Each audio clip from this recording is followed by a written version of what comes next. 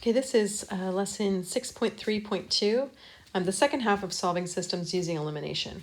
And this is when we're going to have to multiply our equations by another number in order to get the coefficients to match.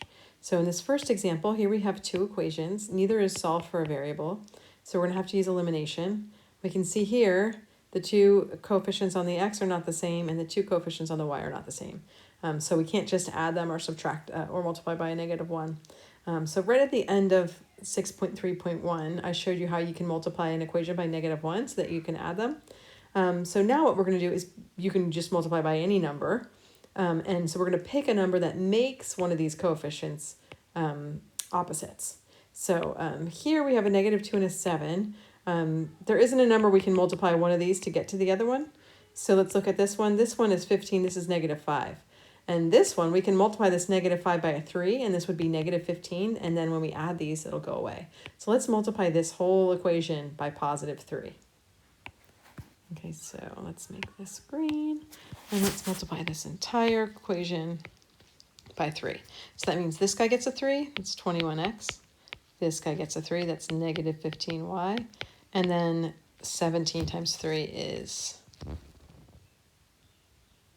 51. Okay, and now let's rewrite that top equation just so that we can see it right next to each other. And now we can add these two equations and we can eliminate this y. Okay, so 21 minus 2 is 19x.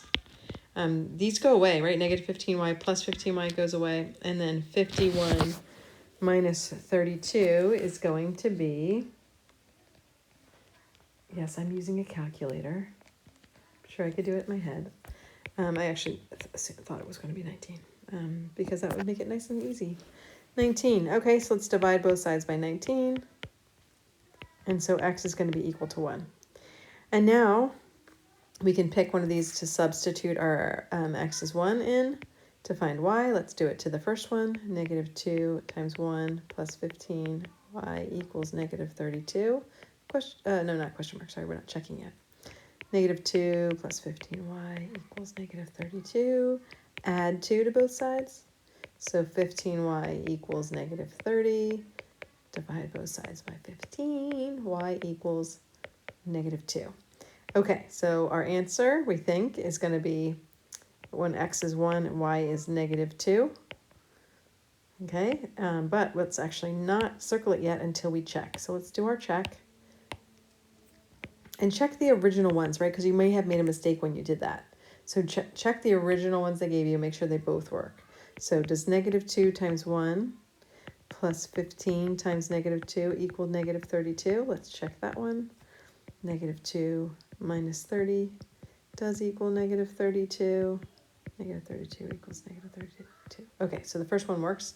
And that makes sense because that's basically the one we used to get the y. And now let's check the second one. 7 times 1 minus 5 times -2. Does that equal 17? So this is 7 plus 10, and that does equal 17. So we know that this works, and this is our answer, and we can circle it.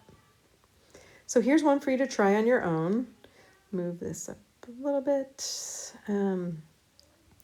So take a look at this, figure out what you need. If there's an equation, you can multiply a number by, and then to eliminate them. Okay, press pause and check back for the solution. Okay, here's the solution to the one for you to work on your own. Hopefully you got -2 too. You can see here, this is a 6 and this is a -2. So you just had to multiply this top one by 3 to get that to be a -6 so that this would eliminate when you add. And then you get x is -2, plug it into the top one to solve for y. Get y equals 2, double check that the first one still works, you didn't make any mistakes here. And then plug it into the second one to make sure that works and you didn't make any mistakes over here. And circle it because that's your answer. Okay, moving on. Let's try another one. These are just going to get progressively more difficult because as you can see here, in this equation, there isn't anything we can multiply, right? We can't multiply 3 by some number to get a -4. We can't multiply 2 to get a 3. So what we're going to have to do is multiply them both by a number. And most likely it's going to be the number that makes it the least common multiples of these two. So least common multiple of these two is going to be 12. You just multiply it by each other, right? 4 by 3 and 3 by 4. And the least common multiple of 2 and 3 is going to be 6. So you multiply this by 3 and this by 2. But let's just do the x one since we were doing y's before. And let's make one of them negative, right? Since they're both positive, we want to make it so we can add, right? Remember how before we were multiplying by a -1 to get them to be opposite. So we want the coefficients to be the same but opposite. One negative, one positive of the same number. So we're going to multiply this top equation. Let's make that one positive. So let's, it doesn't matter. Let's just do this by 4. This guy gets a 4, this guy gets a 4, and this guy gets a 4, and that's going to be 12x plus 8y equals 4. And now let's multiply this second one. To get this to be a -12, we want to multiply this by -3. So multiply all of these guys by -3. So this becomes -12x minus 9y equals 6. Okay, now those two equations are true. In this system, we can add them together.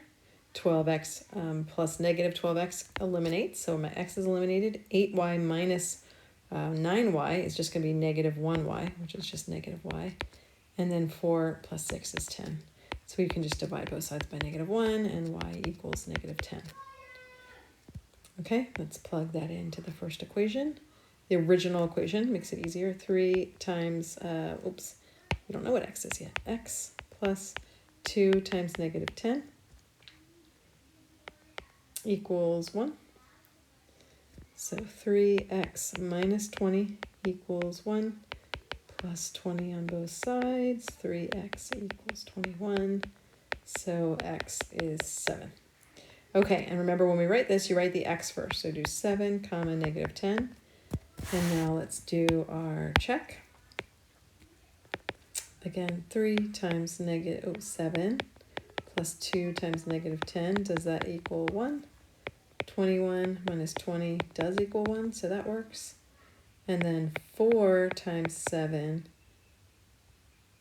plus 3 times -10. Does that equal -2? 28 minus 30 does equal -2, so that works too. So this is our answer. Okay, so if I went too fast, press pause and see if you can follow all the math. But in this example now, we just had to multiply this by a number and then this by another number, making sure we have a coefficient from one of our variables that is the same as the other but the opposite, so that we can just add them together.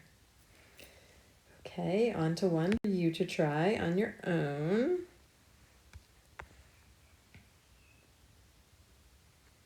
Press pause and see if you can do this one. Check back for the solution. Okay, hopefully you got that x was -4 and y was -1. If you didn't, press pause and see if you can follow my solution and find your mistake. Okay, we're going to move on to this last thing. Remember, if you get a false statement as you solve a system, then the system has no solution. If you get an identity, so a true statement like 3 equals 3, then the system has infinitely many solutions. So that's what's going to happen here in this example. As we go to solve this, right, we can look here and see we can actually multiply this by -2 to get this to be a -2, and actually this to be by -2 to get this to be a -6, which is an indication that this is not going to be one that's solvable with one solution, or it's not going to have one solution because it's the same thing here. So what we're going to do is multiply this by our -2. And so this becomes -2x minus 6y equals -18. And then you can see at the top, this one, actually, let's write that in blue just so that you realize I'm just copying the one from the top. 2x plus 6y equals 18. When we go to add these, look, this eliminates, and this eliminates. So we get 0 equals 0. This is true. So this is an infinitely many solutions.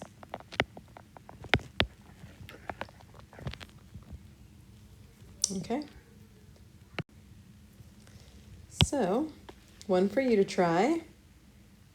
Use elimination to solve the system, and then check back for the solution. Try this on your own. Okay, so here, hopefully you got no solution. If you multiply this by -1, so you could add, the left side all canceled, so that's a 0. The right side went to -5. 0 can never equal -5. So this is false. You can put a little mark there, which means that there is no solution. Finally, here is a flow chart to help you decide which steps to take when solving a system using elimination. This is also in your book. So the first question you ask, can I eliminate a variable by adding the given equations? If the answer is yes, then do it, right? If no, then can I multiply one of the equations by a number and then add the equations to eliminate a variable? If yes, go ahead, do it. If not, then you need to multiply both equations by different numbers and then add the equations. Okay, here's your practice. Enjoy.